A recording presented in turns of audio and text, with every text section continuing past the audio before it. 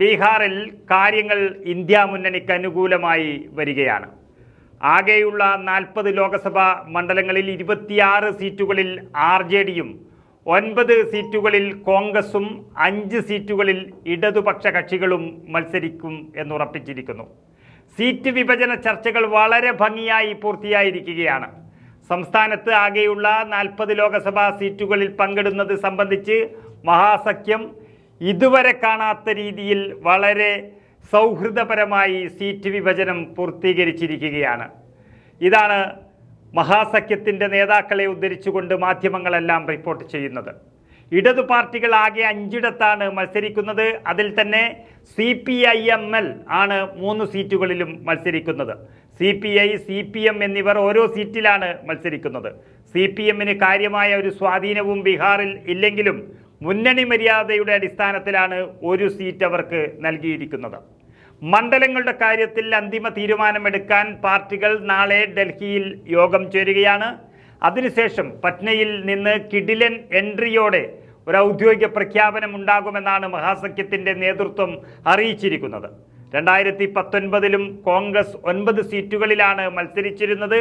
എന്നാൽ ഇതിൽ ഒരു സീറ്റിൽ മാത്രമാണ് കോൺഗ്രസിനെന്ന് വിജയിക്കാനായത്. പക്ഷേ RJDക്കും ഇടതുപക്ഷ കക്ഷികൾക്കും ഒരു സീറ്റിലും അന്ന് ജയിക്കാൻ കഴിഞ്ഞില്ല എന്നുള്ളതും ഏറെ പ്രധാനപ്പെട്ടതാണ്. അത് അന്നത്തെ UPA സഖ്യം നിലം പരിശാക്കാനുള്ള പ്രധാനപ്പെട്ട കാരണവും അതുതന്നെയാണ്. എന്നാൽ ഇന്ന് സ്ഥിതി മാറിയിരിക്കുന്നു. നിയമസഭാ തെരഞ്ഞെടുപ്പ് അതിനുശേഷം നടന്നു. അതിൽ 80 സീറ്റുകൾ നേടിയെടുത്ത RJDയാണ് സംസ്ഥാനത്തെ ഏറ്റവും വലിയ ഒറ്റക്കക്ഷി. അവർ തന്നെയാണ് ഇപ്പോൾ ബീഹാർ രാഷ്ട്രീയത്തെ നിയന്ത്രിക്കുന്നതും.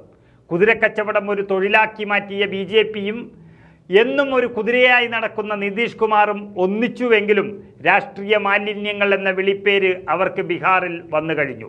അവർക്കെതിരെയുള്ളൊരു വിധിയെഴുത്തായിരിക്കും ഈ ലോക്സഭാ തെരഞ്ഞെടുപ്പെന്ന് വലിയൊരു വിഭാഗം ജനങ്ങൾ ബീഹാറിൽ വിശ്വസിക്കുന്നുണ്ട്. 2019 തന്നെ പരമാവധി സീറ്റുകൾ നേടിയ BJP സഖ്യം ഇപ്പോൾ ചെറിയ തോൽവികളെ പോലും ഭയപ്പെടുകയാണ്. 40 സീറ്റുകളിൽ 39 NDA ആണ് 2019 നേടിയത്. അതിൽ 17 BJP നേടി. നിതീഷ് കുമാറിൻ്റെ ജനതാദൾ യുണൈറ്റഡിന് 16 സീറ്റും ചിരാഗ് പാസ്വാന്റെ ലോക് ജൻശക്തി പാർട്ടിക്ക് 6 സീറ്റുകളുമാണ് അന്ന് ലഭിച്ചത്. എന്നാൽ തൊട്ടടുത്ത വർഷം നടന്ന നിയമസഭാ തെരഞ്ഞെടുപ്പിൽ ശക്തമായി പ്രതിപക്ഷ സഖ്യം തിരിച്ചു വന്നു.